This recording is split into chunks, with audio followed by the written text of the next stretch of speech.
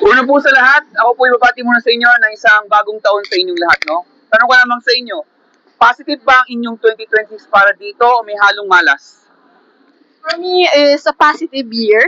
Kasi, kung titingnan mo kasi, positive year siya para sa akin kasi kahit anong mangyari, kung positive yung mind mo pagpasok this year, magiging positive yung buong taon. Kaya dapat maging positive tayo. Yun yung mindset dapat natin. Ikaw?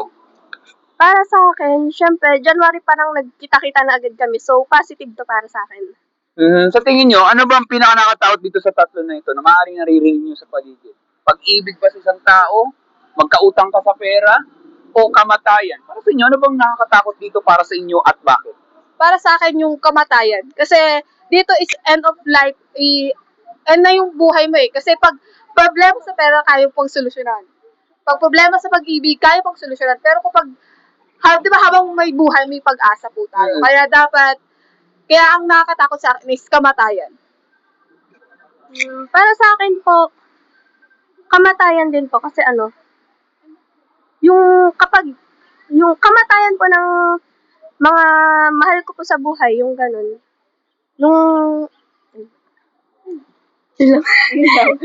Basta yung maaaring maiwan mo ang mga mahal mo sa buhay, no? Tanong ko lamang sa inyo, kung mari gusto nyo mabuhay ng napakahabang panahon, ilan pa kayang years gusto nyo magtagal dito sa planet Earth? Ako, para sa akin, gusto ko magtagal hanggang maging successful ako. Siguro mga 75 para na-enjoy ko na yung life ko. 75, ikaw? Ikaw, te. Kung depende po yan sa kay God kasi hindi naman po ako naghahangad ng mahabang buhay ko. Gusto ko lang po yung maayos na buhay para sa pamilya ko, sa mga kaibigan ko, tapos tawag dun, yung makita ko po na masaya sila. Halimbawa may mag-offer sa inyo ng 100 years, okay lang ba sa inyo yan?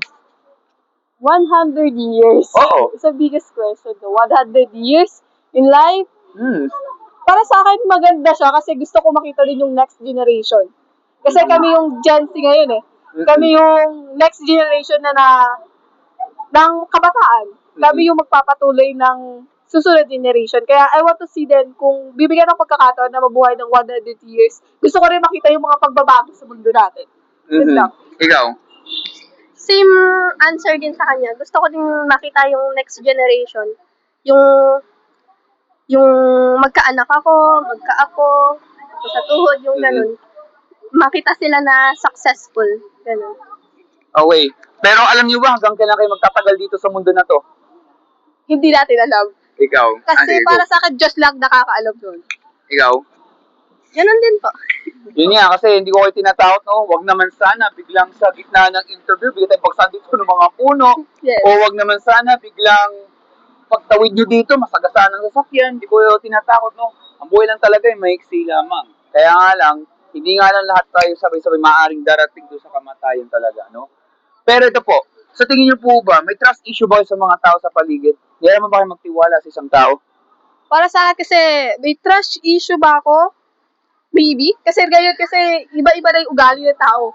Hindi natin pwedeng sabihin na sobrang tiwala tayo sa isang tao. Kasi minsan, yung pinagkakatiwalaan natin tao, sila pa yung nagpapahabak sa atin. Kaya dapat, kung magtitiwala tayo sa mga tao nasa paligid natin, pipiliin natin.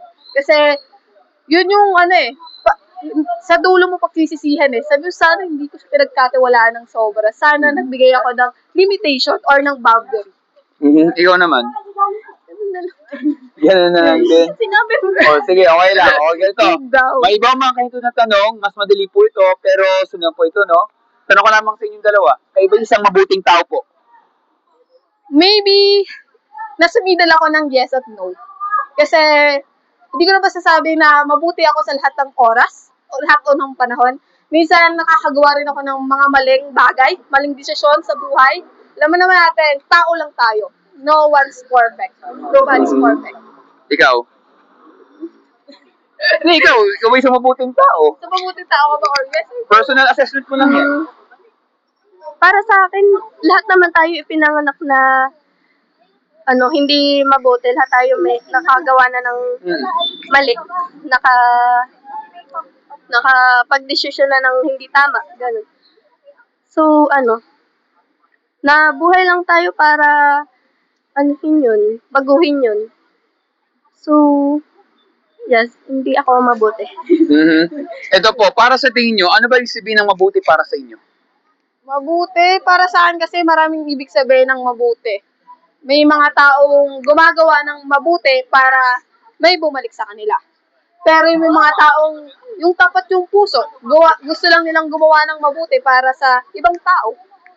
May kanya-kanya tayong desisyon or opinion about sa mabuti. Pero kung tatanungin ako, kung ang isang tao ba ay makita ko paano maging mabuti, ay yung kaya niyang ibigay yung respeto. Respeto sa isang tao o yung kaya niyang hindi pagdudahan yung isang tao. Yung ganun. Yung kahit isang tingin pa lang niya, pag ganun yung itsura, ay, masama to. Mali yun. It's a judgment. Pero kung aalamin mo kasi yung nilalaman ng puso ng isang tao, malalaman mo kung mabuti sila o masama. Ikaw? Para sa akin, masasabi kong mabuti ang isang tao kapag malapit sila sa Diyos. Yung ganun, kahit sobrang dami pang mali na nagawa nila, kung pinagsisisihan nila yun at lalapit sila kay God to seek help para magbago, ayun, para sa akin mabuti sila. Okay, ganito, no? May ba yung magbasa ng dictionary? Hindi. Pero nagsasearch naman kayo kay Google pag hindi nyo naman isang salita. Bigyan ko ng konting trivia o konting kalaman, no? Mabilis lang naman to. Sabi kasi sa dictionary po, para daw masabi na good o mabuti, ito po may kinalaman daw sa ugali ng isang tao daw. Dapat siya ay walang ginagawang masama, wala siyang ginagawang krimen, at wala siyang sinasaktan kahit sanggol pa yan. Kung tama talaga sa sa dictionary, tingnan natin itong mamabibilis na tanong. Halimbawa, kayo po ba'y nakapagsinungaling po sa tanan ng buhay niyo po? Yes. Yun ang problema, lahat po tayo guilty kasi yan ang matututo isang bata magsinungaling. Kaya tayo dito ay guilty. Pero ito po, kayo ba'y nakapagnakaw ng kahit anong gamit sa tanan ng buhay niyo po? Mapalapis, ballpen, barya, may napul sa kalsada, di mo lang binalit, or nangopya ka, nagpakopya ka sa exam or quiz sa tanan ng buhay niyo po. Kayo ba'y nakapagnakaw Yes. ng kahit anong halaga? Guilty kami doon. Guilty. Kami. Totoo, imagine nyo lamang po kunwari nandyan lang yung police station sa Dicaleo, no? Sa totoong buhay, wala na talaga tayo dito, tayo nasa kulungan na sa kaso ng pagnanakaw ng lapis, ballpen, pangongopya sa katabi. Maaaring nakakatawa sa marami yan, pero so big deal yan kasi natatama ng karakter natin. Kaya nga dyan nagsisimula ang pagbubuli, paninira sa ibang tao, kahit mali na nga, para bang kulang na lang ipagtaboy ka na lang dahil lang sa maliit na bagay. Ang punto lamang po, lahat na tayo dito ay guilty. Pero ito po, kayo ba'y nakaranas na magalit isang tao? Yes. Nawawala bang stress nyo pag nagagalit o lalong tumitindi po? Parang lalo. Lalo natin. Siyempre, halimbawa, kunwari, sinasaktan kayo, niloloko yung isang tao, no? Siyempre, kaloko naman sabihin, hindi ka nasasaktan, pero sa ng puso mo. Parang gusto mo nang manampal ng tao, pero sa isip lamang. Hindi mo talaga siya gagawin. Yun nga lang, hindi natin po kailangan pumatay ng tao, kailangan mo lang pala pumatay ng masasakit na salita. At pag tayo nagtanim ng masasakit doon sa isang tao, dito na nagsisimula ang misunderstanding at yung tinatawag na FO. Ano yung sabihin ng FO? Friendship over. Diba? Masakit po yun. Doon nagkakasira lahat. You don't need to kill people, you just need to kill with hurtful words. Kaya nga lang, lahat talaga tayo dito ay guilty. Pero ito po, kayo ba yung nagamit niyo naman pangalan ng Panginoon sa walang kabuluhan? Halimbawa, naglalakad kayo, bigyan kayo ng dulas, na pa-OM. Alam niyo na po yun? Sometimes I do that. Hindi naman iiwasan. Tanong ko naman sa inyo, mahal niyo ba mga nanay niyo? Yes, of course. Halimbawa, kunwari, nagpapalibas kayo ng oras dito. Huwag naman sa isa sa inyo, nadapa lamang, nagtawanan kayo. Sa banggit mo yung pangalan ng nanay mo, randomly, na wala siyang kinalaman dito. OM, insert mother's name. Okay lang ba yun? Expression lang? For me, it's that. Kasi parang nawan ka ng respeto ng... Ibig sabihin, galit ka sa nanay mo nung araw na yun. Kaya ko nasabi yung pangalan niya. Kasi pag galit ka, di ba, nasasabi mo yung base sa mga salita. Di ba, nadapa ka, tapos nasabi mo yung pangalan ng nanay mo. Ibig sabihin, galit ka sa kanya nung araw na yun. Kaya nasabi mo. Kasi, di ba, tumatatak sa ating mga isipan yung pangalan ng kinakagalitan nating tao. Kaya, siguro, yun yung dahilan. Pero, it's a bad thing. Para saan masama yun? Ikaw, sa tingin mo?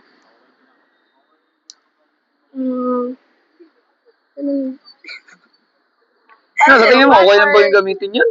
Okay lang. Bad yun. Kasi pang disrespectful na ano. Ba't mo sasabihin yun? Wala naman siyang kinalaman dun sa nangyari sa'yo.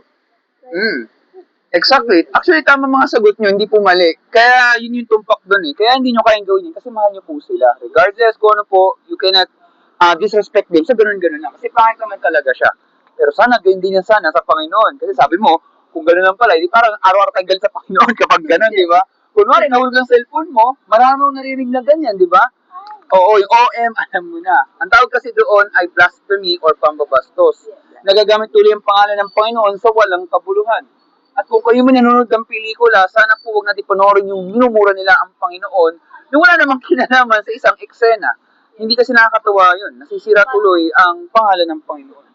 So lahat talaga tayo dito ay guilty. Lilinawin ko po sa inyong dalawa, hindi ko to panghusga, hindi po to paninira. Ito po ay para lang malaman kung talaga lahat po tayo ay isang mabuting tao. So tingin nyo kaya, kung tayo po mamamatay, hindi to pananakot at haharap tayo sa tinatawag na judgment day sa Panginoon. So tingin nyo kaya, kayo ba ay guilty sa nagawa nyong kasalanan or innocent kayong tao? I think I will guilty. Kasi, hanggang ngayon, isip ko pa rin kung guilty nga ba ako, pag humarap na nga ba ako sa taas, at tatanungin sa akin lahat ng mga kasalanan ko dito sa mundo, anong isasagot ko sa kanya? Siguro sasabihin ko yung katotohanan. Kasi it's time na magsabi ako ng katotohanan sa kanya. Kasi alam ko naman nakatingin siya sa atin. Araw, gabi man yan, o kahit anong oras sa mundo, nakatingin siya sa atin. Kaya alam niya kung totoo nga ba o sinungaling lang tayo. Kaya kung haharap ako sa kanya ngayon, kung mamamatay man ako sa oras na to, wag naman sana po. Pero, pag dumating yung tagdang oras ko, siguro harapin ko siya ng tapat ako at totoo ko sa sarili ko na sa amin ko lahat ng pagkakasala ko sa kanya. Dahil yun lang yung kaya kong gawin.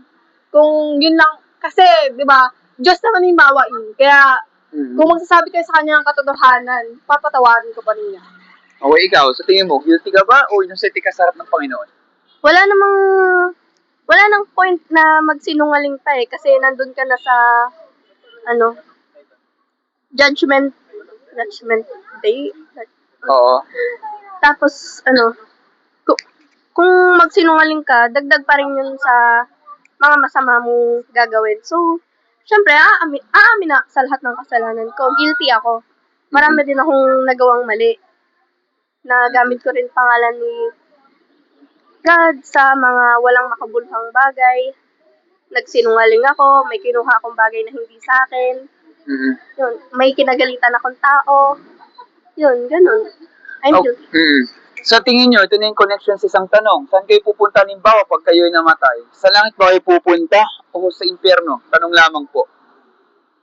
Sa tingin ko naman sa langit pa rin ako. Well, I hope so, sa langit. Kasi sino ba namang ayaw sa langit?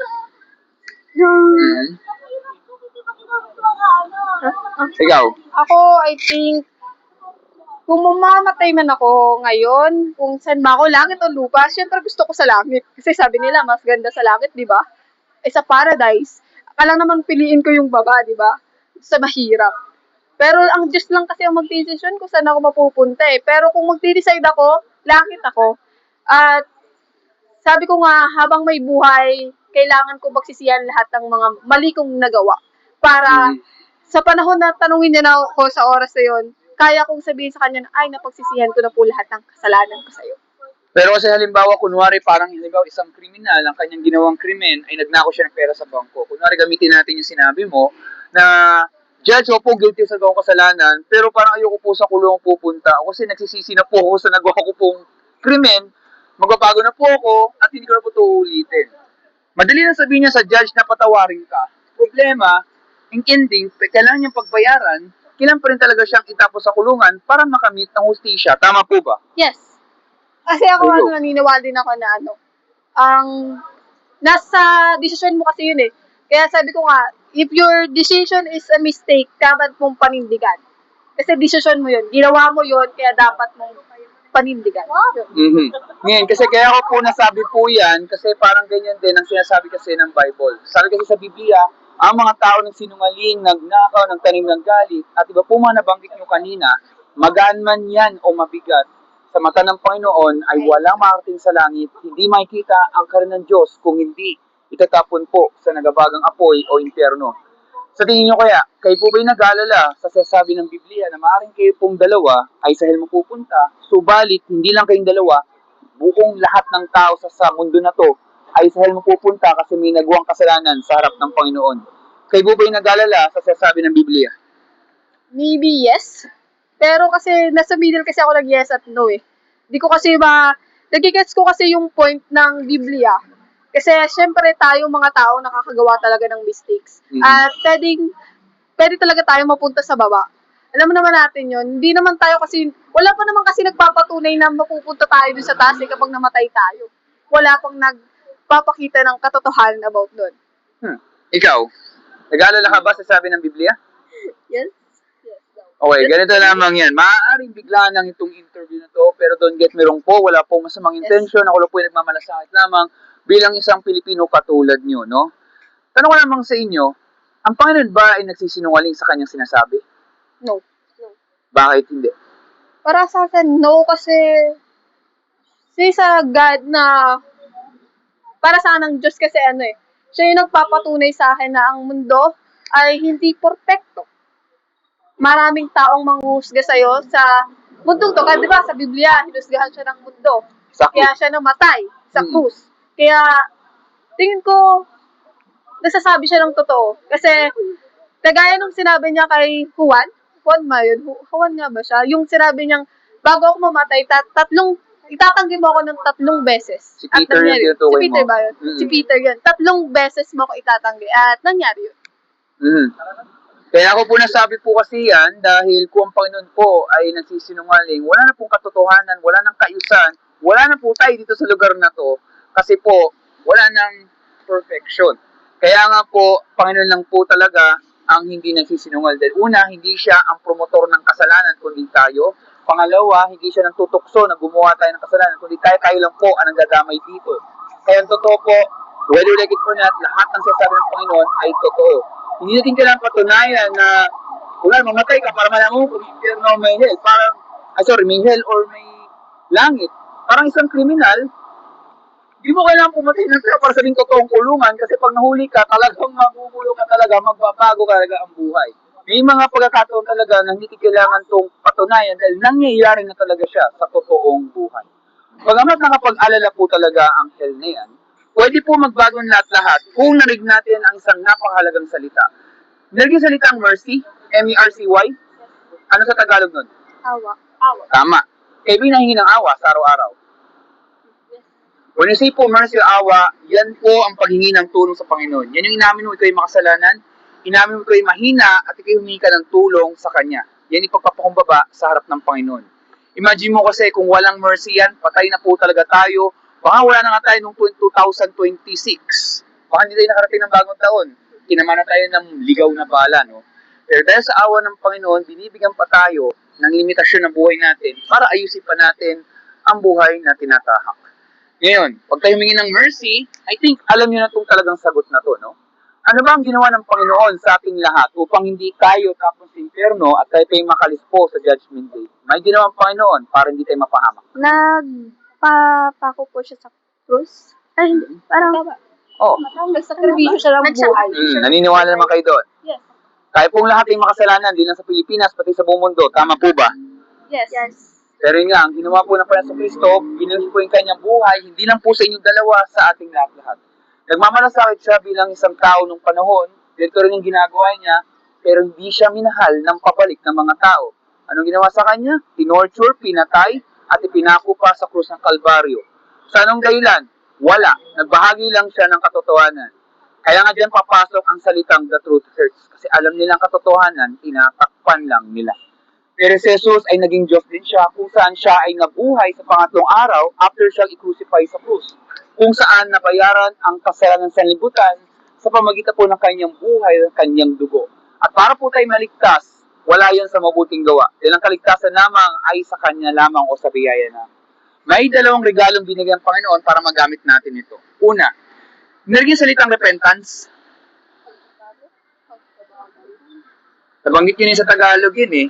Any idea na sabihin ng repentance sa Tagalog? Pagbabago ba? Pagbabago ba? Hindi. O ganito, when you say for repentance, pagsisisi sa kasalanan. Ganito lamang yan. Pag kayo ba'y nagkasakit, mapunta ba kayo dito sa lugar na to? Pag kayo nagkasakit, Hindi. di ba? Hindi nyo magagawa, di ba? So pag tayo nagkasakit, gusto nyo laging gumaling. Pag po tayo may nagawang kasalanan, kalikuran, pagsisihan, at babago yung ating kaisipan. Change your mind. Yan yung repentance. Patuloy natin gagawin yun. At ang pangalawa po ay ang pananampalataya or faith kay Jesus Christ as Lord and Savior. Repentance and faith. Pag nagawa natin dalawang bagay na yan, ay pwede tayo patawarin ng Panginoon, bibigyan tayo ng bagong puso at isipan, at hindi sa lahat po, ano man ang tinatahak natin sa buhay natin, madali man yan o mahirap, meron na pong pag-asa. Hindi sa mundo na to, kundi sa Kanya lamang. At dahil doon, meron pong buhay na walang hanggan. So, bago po umalis, meron na lang ako mabilis na tanong lamang. Sa tingin nyo kaya, nasasabi kaya akong totoo sa ating napag-usapan po? I think so. I think so. Pag-iisipan nyo po ba ang ating napag-usapan po? I think oo. Pag-isipan ko ito buong gabi siguro. Ikaw? Meron mo yung Bible sa inyong mga bahay? Pero naman. Nagbabasa ba kayo araw-araw? Hindi. Ganito lamang. Pag nagugutom, anong gagawin nyo?